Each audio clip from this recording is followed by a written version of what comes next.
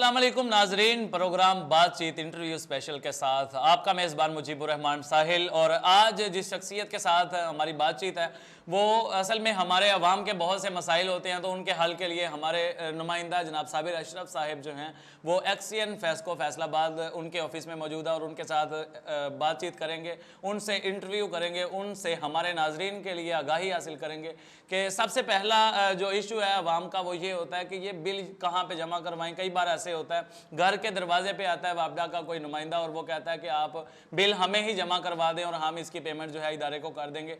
इस तरह से उनकी बिजली जो है वो बिला तातुल बहार रहेगी।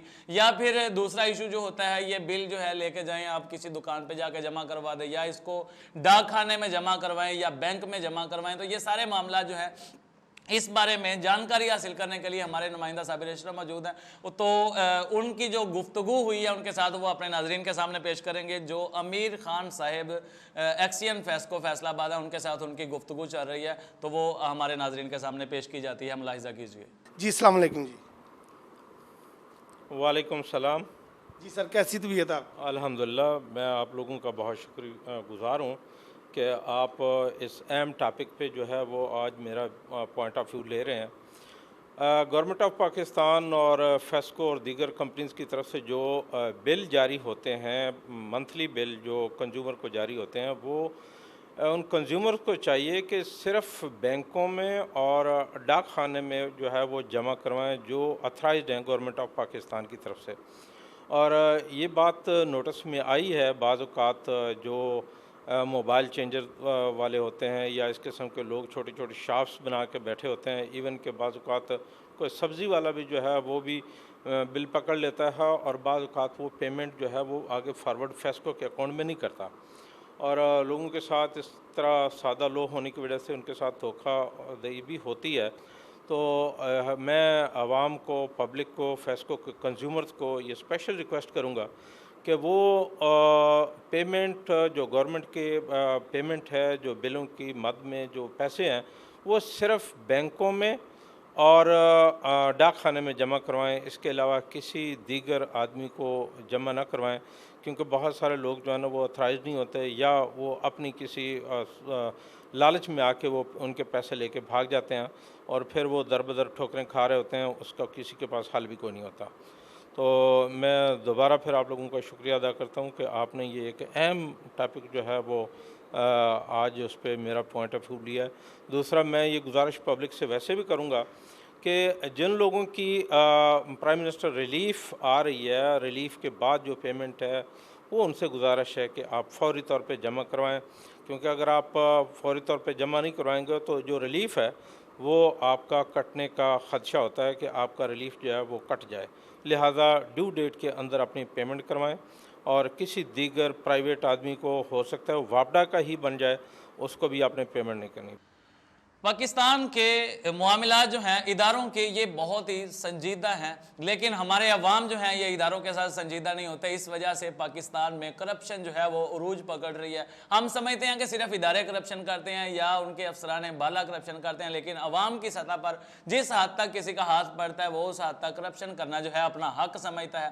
तो वापडा के हवाले से अगर देखा जाए तो यहाँ पे बिजली चोरी जो है ये एक बहुत बड़ा मुअम्मा है जिसको हल करने के लिए वापडा कोशिश कर रहा है। इसके अलावा अगर इदारे जो हैं वो उनका साथ दे रहे हैं। तो हम अपने नाजरीन के सामने ये पेश करना चाहेंगे कि हमारे फैसलाबाद में जो बिजली चोरी के मामला हैं उसको किस हद तक कंट्रोल किया जाता है और जो एक्सियन साहब हैं वो अपने एरिया में, अपने हलका में लोगों पर किस हद तक गिरफ्त रखते हैं और वो किस तरह से इसके बारे में पॉलिसी बनाते हैं। और अवामुन नास जो हैं वो बिल्कुल यानी क्योंकि जो बिजली चोरी होती है ज़ाहिर बात है फिर उसका बजट जो है वो दोबारा अवाम पर ही आता है, तो वो उसको कंट्रोल करने में किस हद तक पॉलिसी को अपनाते हैं और किस तरह की उनकी कोशिशें हैं। तो हमारे नुमाइंदा, जैसा कि मैं आपको बता चुका हूं और आपने देखा भी है, साबिर अशरफ साहब वहां पे मौजूद हैं, तो वो उनका सवाल जो है उनके साथ अमीर खान साहब के साथ वो आपके सामने पेश किया जाता है। तकरीबन फैसलाबाद में अक्सर जगहों पे ये बिजली जो है वो कुंडे डाले हुए हैं और बिजली चोरी हो रही है। ये टेरफ 1 पे वो सैजन चला रहे हैं, लूमे चला रहे हैं, इसका सदेबाब क्यों नहीं हो रहा? देखें, जहाँ तक बिजली चोरी का मामला है, हमारी टीमें दिन रात जो है वो फील्ड में होती हैं, वो हर लोकेशन पे जा रही होती हैं, रात को भी निकलती हैं, दिन को भी निकलती हैं।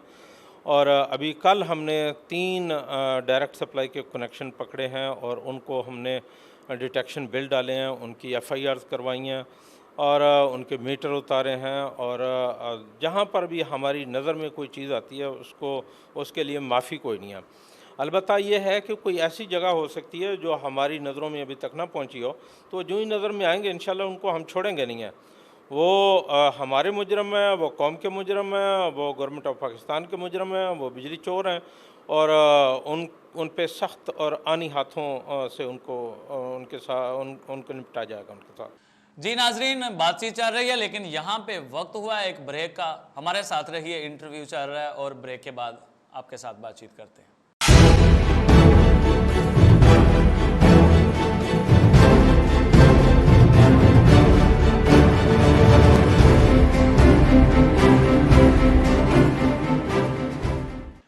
Welcome back after the break. Programme बातचीत में दोबारा से खुश आमदीद। आपका मेज़बान मुजीबुर रहमान साहिल। और आज हमारी बातचीत जो है, जैसा कि आप जानते हैं, एक्सियन फेस्को फैसलाबाद जनाब मोहम्मद अमीर ख़ान साहिब से हमारा इंटरव्यू चल रहा है। साबिर अशरफ साहब वहाँ पे हमारे नुमाइंदा मौजूद हैं। तो बातचीत में हम शामिल करते हैं यहाँ पे मुख्तलिफ इदारे जो हैं, जो इस वक्त पाकिस्तान की कोरोना की सूरत हाल है उसके पेश नज़र SOPs का ख्याल रखते हैं या नहीं रखते। हमारे बाज़ारों में रश है और महकमा पुलिस जो है ये किस हद तक सरगर्म है, ये सब कुछ जो है ये आपके सामने, आप खबरों में भी देखते हैं।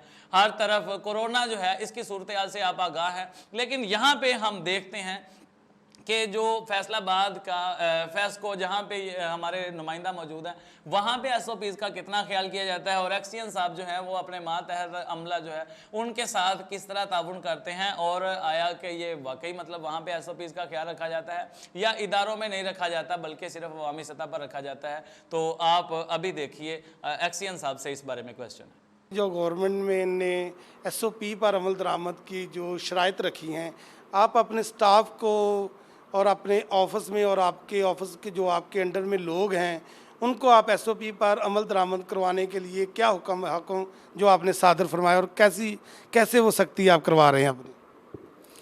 देखें, जो हमारे इस वक्त डॉक्टर्स जो फ्रंट लाइन पे कोरोना जो बीमारी है उसके ख़िलाफ़ लड़ रहे हैं, उसके अलावा आर्मी है, उसके अलावा पुलिस है, उसके अलावा हमारा महकमा उसी तरह फ्रंट लाइन पे जो है वो लड़ रहा है। और मैं कहता हूँ कि अगर हमारा इदारा ना हो तो बाकी इदारों का काम काफ़ी मुश्किल हो जाएगा। जब तक बिजली नहीं होगी हॉस्पिटल में आप काम नहीं चला सकेंगे, हॉस्पिटल में आप ऑपरेशन नहीं कर सकेंगे, आप जो है वो काफ़ी मुश्किलात हैं उनके लिए। लिहाजा हमारा इदारा पहले आता है, उसके बाद बाकी लोगों का काम आसान होता है कि वो इस कोरोना की जंग में जीत सकें।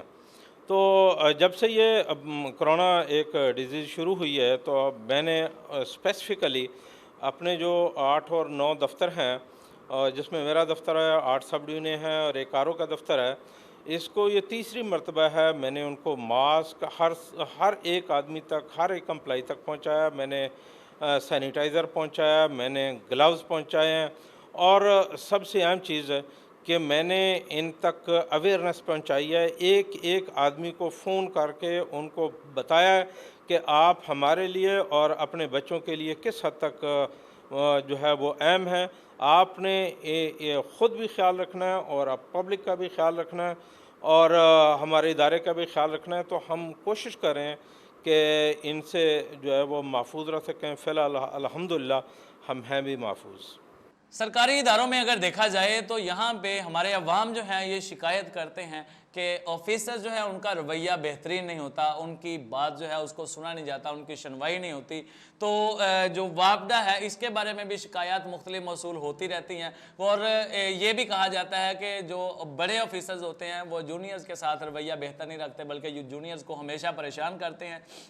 तो हम देखते हैं कि ये जो अमीर खान साहब हैं, जो एक्सियन फैसलाबाद फेस्को फैसलाबाद हैं, इनका रवैया इनके जूनियर्स के साथ कैसा है और अवाम को ये किस हद तक रिलीफ देते हैं, अवाम इनसे कितना खुश हैं, इस बारे में हमारे जो नुमाइंदा साबिर अशरफ साहब हैं उनका मैं हर बात में यानी हर सवाल के साथ जिक्र इसलिए कर रहा हूँ कि वो वहाँ पे मौजूद हैं और हमारी तरफ से वहाँ पे नुमाइंदगी कर रहे हैं। हम यहाँ पे स्टूडियो पे बैठे हुए आप तक ये पैगाम पहुँचा रहे हैं, तो वो उनके जूनियर अमला के साथ देखते हैं कि उनका क्या बर्ताव है और अमला के जो लोग हैं वो इस बारे में क्या जवाब देते हैं उनको, तो ये आपके सामने पेश किया जाता है। जी अस्सलाम वालेकुम। हमारे एक्शन साहब बहुत अच्छे आदमी हैं, बीइंग मुस्लिम लोगों के साथ शफकत करते हैं, मोहब्बत करते हैं और उसके बाद ऑफिस में सबको खुश रखते हैं और एसओपी पे हम लोग सब अमल कर रहे हैं। तकरीबन मास्क इस्तेमाल करते हैं और सैनिटाइज़र का इस्तेमाल करते हैं, बार बार हाथ धोते हैं। तो अल्लाह का शुक्र है कि हम बचे हुए, अल्लाह पाक पूरी कायनात पूरे पाकिस्तान को बचा के रखे। जी आपने बातें सुनी स्टाफ की कि एक्सियन साहब इनसे मोहब्बत करते हैं, प्यार करते हैं। जब किसी ऑफिस का ऑफिसर इतनी शफकत वाला और मोहब्बत वाला होगा, वहाँ पे काम भी अच्छा होगा और काम ईमानदारी से होगा। मुझे जहाँ तक मालूमात थी अमीर खान साहब की, तो वही कुछ आके मैंने ऑफिस में पाया। मुझे ये इल्म हुआ कि बहुत अच्छे हैं, जो भी साइल आता है उसका काम होता है। कि एक्सियन साहब का आपके साथ कैसा बर्ताव है? हाँ जी, बहुत अच्छे हैं हमारे एक्शन साहब, बहुत कोऑपरेटिव भी हैं, आवाम के साथ भी हमारे साथ भी बहुत शफकत से पेश आते हैं, बहुत अच्छे इंसान हैं। कि एक्सियन साहब एक ग्रेट आदमी है। अगर हर डिवीज़न में ऐसे ही एक्सियन होंगे तो इंशाल्लाह हमारा मुल्क और आगे जाएगा। जब तक कोई काबिल ऑफिसर नहीं आएगा तो स्टाफ भी काबिल नहीं होगा। लीजिए नाजरीन, ये थी आज की बातचीत जो आपके सामने पहुंचा दी गई है। जनाब एक्सियन फेस्को मोहम्मद अमीर खान साहिब के साथ हमारी बातचीत थी आज की, जिसमें आपने काफ़ी नॉलेज भी हासिल किया होगा और आपको ये भी पता चल गया होगा कि जो एक्सियन फेस्को फैसलाबाद है ये तल्ख और करख्त लहजा नहीं रखते, बल्कि अवाम के साथ अवामी लहजा रखते हैं, अवामी बर्ताव रखते हैं। आपको कोई काम हो तो आप इनके पास जाएं और आपका काम अगर कानूनी है तो वो हल होगा। ऐसा नहीं होगा कि जैसे आपको मुख्तलिफ दफातर से दुत्कार दिया जाता है यहाँ से भी आपको वापस भेज दिया जाए, बल्कि आपकी सुनवाई ज़रूर होगी। और आपके जहन में जो बात बैठी हुई है कि इदारे काम नहीं करते, तो पाकिस्तान के इदारे जो हैं ये पाकिस्तान के अवाम के लिए होते हैं, अवाम से मोहब्बत करने के लिए होते हैं। तो आपको चाहिए कि आप कानूनी तरीक़ाकार के मुताबिक अपनी जो भी मामला हो, जो भी बात हो, वो ऑफिसर के सामने, मुतल्लिका ऑफिसर के सामने रखें, फिर आपका मामला जो है वो हल होगा। बगैर सिफारिश के, बगैर रिश्वत के जाएँ। ऑफिसर जो हैं वो आपसे प्यार करते हैं और आपके मामलात को हल करते हैं। तो यहाँ पे हम आज की अपनी बातचीत को ख़त्म करते हैं, क्योंकि हमारा वक्त जो है वो अपने इख्तिताम को पहुँचा है। देखते रहिए RUJ न्यूज़। अल्लाह निगहबान।